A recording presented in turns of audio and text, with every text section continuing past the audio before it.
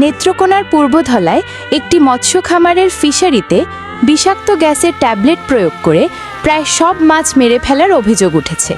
উপজেলার ৫ নম্বর ধলামলগাঁও ইউনিয়নের পাঁচমারকান্দা গ্রামে এই নৃশংস ঘটনাটি ঘটে। এতে ভুক্তভোগী মৎস্যচাষী মোহাম্মদ আব্দুর রাজ্জাক নন্দনের আনুমানিক ১২ লাখ টাকার আর্থিক ক্ষতি হয়েছে। ক্ষতিগ্রস্ত মৎস্যচাষী জানান, প্রায় ৪ মাস আগে তার ৫০ শতক আয়তনের ফিশারিতে ৭,০০০ পাঙাশ এবং রুই কাতলা সহ প্রায় ৫০০ বড় মাছ ও ৪,০০০ পোনা ছাড়েন। ৯টার দিকে ফিশারিতে গিয়ে তিনি দেখতে পান বিষের যন্ত্রণায় মাছগুলো অস্বাভাবিকভাবে পানির উপর ভেসে উঠছে। পুরো পুকুর পাড়ে তখন তীব্র দুর্গন্ধ।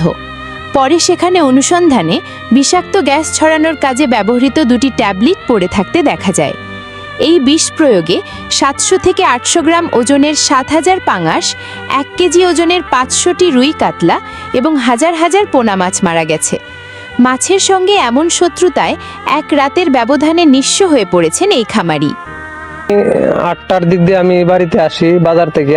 আসার পরে বাড়িতে যাইয়া হাত মুখ ধুয়া যখন খাওয়া দাওয়া করছি, খাওয়া দাওয়া করে ১ ঘন্টা পরে পুকুরের পরে আসছি। আইসা দেখি আমার পুকুরের মাছ সব বাইশে এমনি লাফালাফি করতেছে, অনেক মারা যাইতেছে। হ্যাঁ, তখন আমি তাৎক্ষণিক প্রশাসন কিংবা সাংবাদিক ভাইয়েরারে ফোন করি। পুকুরের পারে চেক করছি, এদিক দিয়ে আসার সাথে সাথে দুর্গন্ধ, গ্যাস ট্যাবলেটের দুর্গন্ধ পাওয়া যাইতেছে। পরে বেশ ১-২টা গ্যাস ট্যাবলেট আমি সংগ্রহ করছি, পাইছি সাথে।